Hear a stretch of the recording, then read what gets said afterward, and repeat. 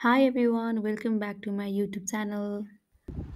So exam सकेर जब सुरु गरेको पनि धेरै टाइम भइसकेको थियो, कहीँ घुम्न जान पाएको थिएन। सँगै पनि यसो फ्रेस हुन निस्किने भन्ने कुरा भइरहेको थियो र हामीले चाहिँ योपालि चाहिँ सुदूरपश्चिम एक्सप्लोर गर्ने निर्णय गऱ्यौँ र हामी लाग्यौँ सुदूरपश्चिमतिर र यात्रा सुरु भयो अक्टोबर 24बाट। यो मेरो लुक थियो घरबाट निस्किँदाखेरि र म लागेँ बुटोलतर्फ। बिहान 8 बजे हिँडेको चितवनबाट म 12 बजेतिर पुगिसकेको थिएँ बुटोल र बुटोल पुग्न साथ फ्रेस भएर हामी बस पार्कतिर गयौँ र टिकट बुक गऱ्यौँ 8 बजेको धनगढीको लागि र म रेडी भएर चाहिँ अब चाहिँ निस्किने तयारीमा छु। बुटोलबाट दिदी बिनाजुलाई बाई भनेर बिनाजु मलाई बस पार्कसम्म छोड्न आउनुभएको थियो। म लागेँ अन्तरियातर्फ। बिचबिचमा फोटोजहरू लिकिरहेका थिएँ तर भिडियो लिन चाहिँ एकदम कस्तो लाज लागेर हो कि किन हो लिँदै लिनेछु। अनि त्यसपछि हुन त नाइट ट्राभल भएर पनि होला, म त्यस्तो धेरै नाइट ट्राभल गर्ने मान्छे त होइन, तर पश्चिमको लागि जानलाई चाहिँ नाइट नै ठिक हुन्छ भनेर चाहिँ नाइट ट्राभल गरियो र म बिहान 10 बजेतिर चाहिँ धनगढी पुगेँ। धनगढी पुग्न साथ म धनगढी बस पार्क गएँ र मैले चाहिँ टिकट फाइनल गर्न लागेँ। हामी साँझ नै हिँड्नेवाला थियौँ मकरीगढको लागि। त्यसपछि मसँग अलिकति टाइम बाँकी थियो र म भातबडानीतिर गएँ। भातबडानी चाहिँ मिस भएको थियो किनभने चितवनमा जेएनजी आन्दोलनमा चलाइएको थियो र त्यहाँ फाइनली एउटा साथी आइपुग्यो र हामी लाग्यौँ अब चाहिँ मकरीगढतर्फ।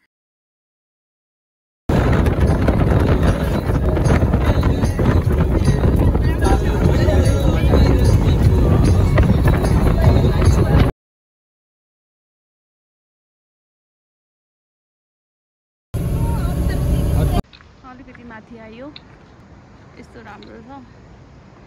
अनि यस्तो अगाडि बाटो चाहिँ यस्तो छ, भेरी ब्युटिफुल।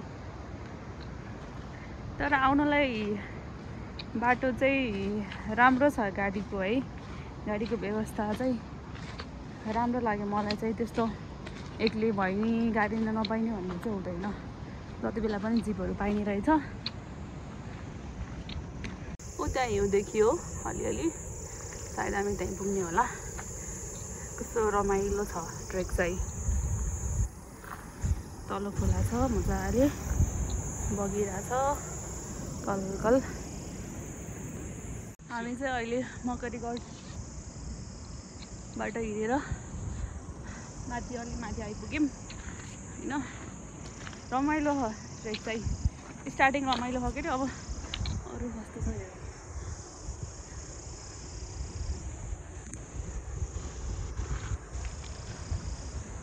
कहाँ हो त नि है,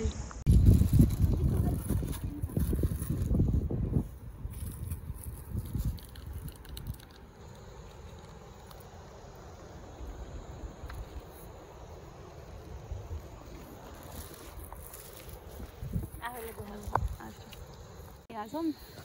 ऊ त्यो चाहिँ घुसा हो, अनि उतानिरको हो यो घुसा, अनि यतापट्टिको चाहिँ त्यो हामीले भनेको ठाउँ रे, अनि हामी जाने के, अनि उतापट्टि हो।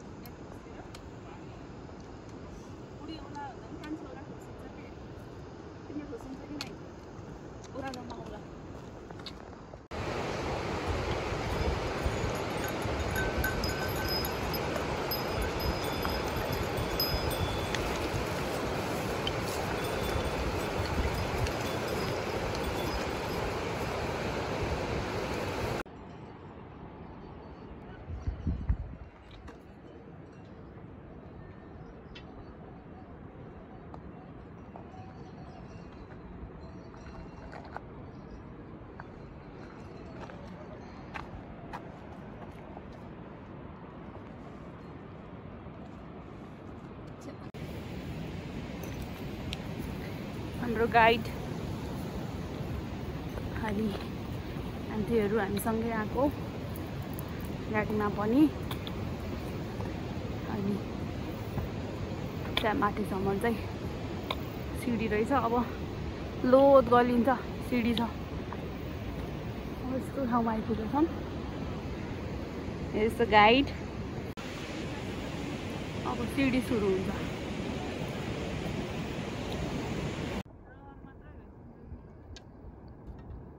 एकदम ठाडो उकालो। यो उकालो चाहिँ घुसादेखि नालीसम्म चाहिँ एकदम उकालो नै छ, एकदम गाह्रो हुने नै गरेर। मलाई त ज्वरो नै आथ्यो अलिअलि राति चाहिँ।